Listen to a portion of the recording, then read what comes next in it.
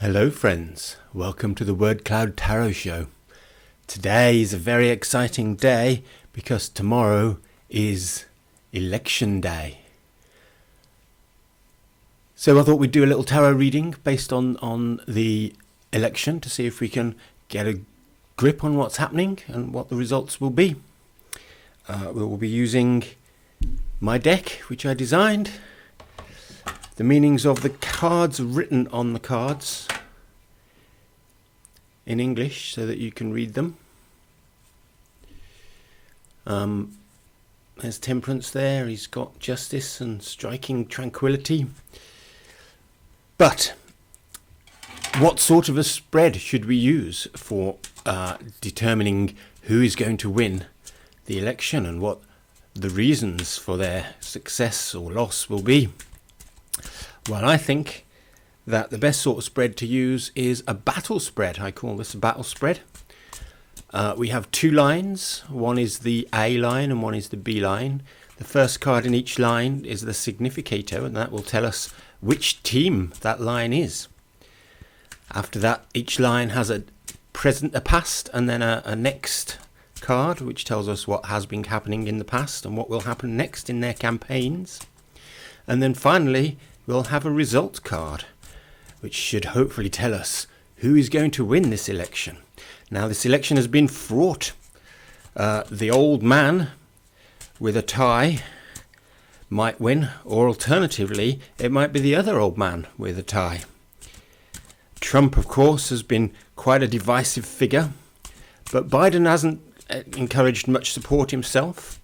The bookies are saying there's about a 1/3 chance of a Trump win and a 2/3 chance of a Biden win. But the polling people, they're more confident that Biden's going to win, possibly even as much as 8-2. They would say 4 times more likely for a Biden win. But what will the cards say? Let's find out. We'll lay them out. First card here is the significator for the first column, and then the significator for the second column, and then we'll have the past and next and result cards. Let's see what the cards say. The first card here is the first significator. In fact, we'll just reveal both significators because we'll need to choose which of these most represents Biden and which one most represents Trump's. Now, they're both pages, which is interesting. They're both the Page of Cups and Swords respectively. I think that we can probably say that Swords represents the more battle-hardened incumbent, and so I think we're going to assume the top line is the card for Trump. Let's look a bit more closely though, to be sure. We can see that he's jovial, yes, anxious, and perhaps energetic, perhaps. Those are all things Trump had used to explain himself, certainly. Whereas the page is more well-spoken and nuanced. So yes, I think here we can agree that the top line represents Trump and the bottom line, this represents Biden. So what characterizes the past of the Trump campaign? The Trump campaign has been characterized by strength. We should be doing the graphics, of course, shouldn't we? So here we've got the 11 of Swords and the 11 of Cups for the significators, and then this is the 8 of Swords, no, not Swords, Trumps, and strength. The incumbent has usually got the most strength in an election, of course. They have all the enthusiasm behind them. He's been empathetic and compassionate. That doesn't sound very Trumpy, does it? But power and self-esteem, those are very Trump-like things, and lust. Certainly self-belief, we can think Trump's had a lot of that. So the whole Trump campaign has been quite strong. But what about the past of the Biden campaign? Well, there we get the 9 of Trumps, which is the Hermit.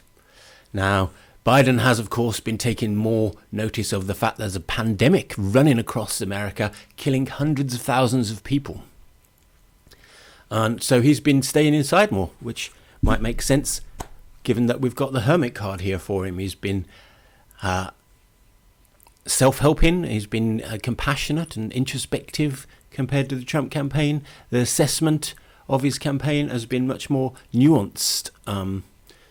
So yes, that is the past of each of their campaigns. But what about the next thing for the Trump campaign? What will happen tomorrow on election day? That's the Two of Trumps, also known as the Priestess. The Priestess represents domesticity and the self and romance and divinity. So perhaps tomorrow Trump will come out with something that makes him appeal more to the domestic voters, perhaps the women and children. But children are mentioned here, of course, in the card here at the top. So perhaps Trump will do something tomorrow which will make the women and mothers more likely to vote for him. We have innate reason increasing here, so perhaps he'll do something alchemical, and blend various different aspects of his campaign. What will the Biden's campaign do tomorrow? Biden's campaign is represented by the Five of Wands, which is known as strife. Strife, of course, has competition and fighting.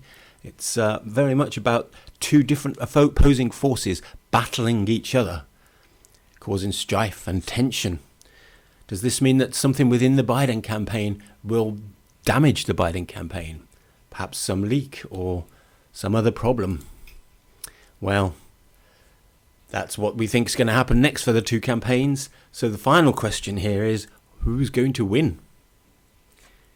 The answer is the Four of Pentacles. Now, the Four of Pentacles is known as power, and it represents things like imbalance of power. It could represent security or savings, cautiousness, foundation, conservatism, progressivism as well. So I think that this card most likely represents the institutions of power, because many people are saying that they expect that there will be a challenge to the election result, and that many votes will be declared invalid or at least challenged as being invalid. And perhaps this is what this card is telling us, that there will be a decision on the election decided not by the people but by the powers. So, voters in America, whatever you do go out and vote tomorrow, because it seems like the things that's going to decide the election may not be your vote. Make sure it's a landslide.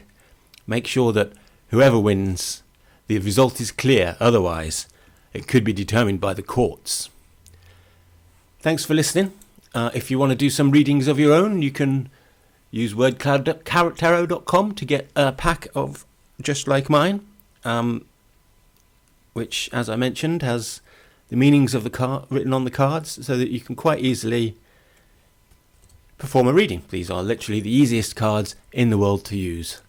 Thanks for watching. I'll see you next week when we will know who won the election, or perhaps the powers will still be deciding.